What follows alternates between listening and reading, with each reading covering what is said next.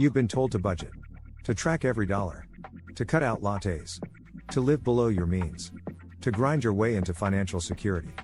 But what if I told you that the budgeting advice you've been following might actually be keeping you broke? Sounds extreme, right? But hear me out. This video isn't anti-budget. It's anti-BS.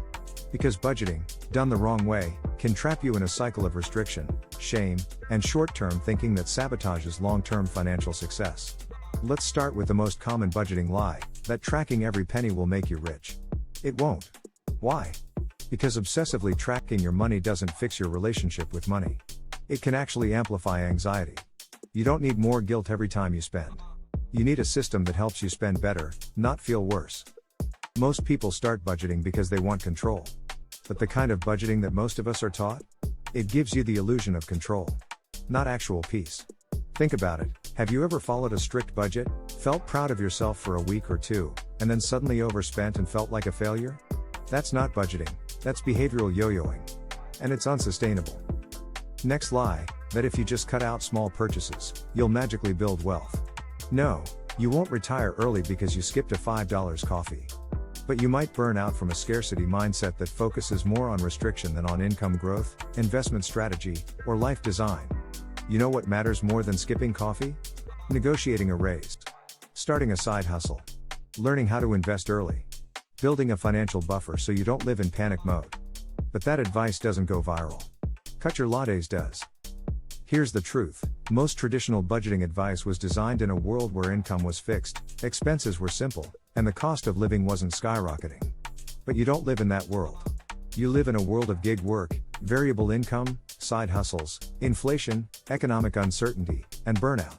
You don't need a spreadsheet that punishes you. You need a system that adapts to you. That supports your rhythm. That reflects your values. That starts with changing the question. Instead of asking, where can I cut back? Ask, what do I want my money to do for me? A good budget isn't a cage, it's a compass. It points you toward freedom. It helps you build momentum. It supports your nervous system. Let's break down the 3 toxic budgeting myths that keep people broke. Cut more to save more. There's a limit to how much you can cut, but no limit to how much you can earn. Focus on growth, not just scarcity. Yes, reduce wasteful spending. But don't build your future on restriction. Build it on expansion. Budgeting means depriving yourself. If your budget feels like punishment, it's broken. Budgets should reflect your values, not just your obligations. If joy isn't in your budget, burnout will be. The goal is to spend less. Wrong.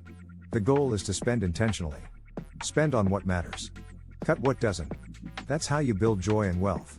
There's a huge difference between frugality and fear. One is empowering. The other is exhausting. Now, let's talk about what to do instead. Start with a values-based spending plan. Not categories. Not percentages. Just 3 zones. Essentials, the stuff that keeps your life stable. Housing. Food. Utilities. Minimum debt payments. Joyful spending, the stuff that lights you up. Date nights. Books. Hobbies. Travel. Experiences. Future building, savings. Investments. Courses. Emergency funds. Anything that makes your future safer or richer. Every dollar should go into one of those zones. If it doesn't fit, it doesn't serve. This simplifies your decision making and aligns your spending with your values. Then, automate what you can. Why? Because decision fatigue ruins consistency. Every time you have to decide whether to move $100 to savings, you risk emotional friction. But if it happens automatically, you don't fight yourself. You build wealth silently. And here's a twist. Give yourself a mistake fund. A small amount each month that you expect to spend imperfectly. Why? Because budgets break when you expect perfection. When you build in room for real life, you build a system that survives real life. Finally, check in monthly.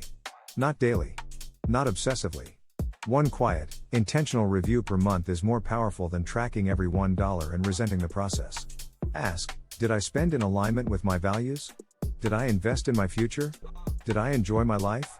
That's how you measure success, not by rigid rules, but by intentional results. Remember, you don't need a stricter budget. You need a smarter one.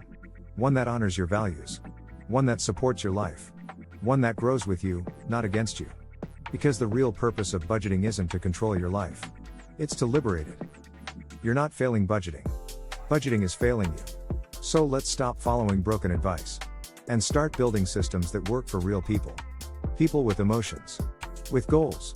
With full lives. With dreams that don't fit in a spreadsheet. That's the budgeting advice no one tells you, but you'll never forget.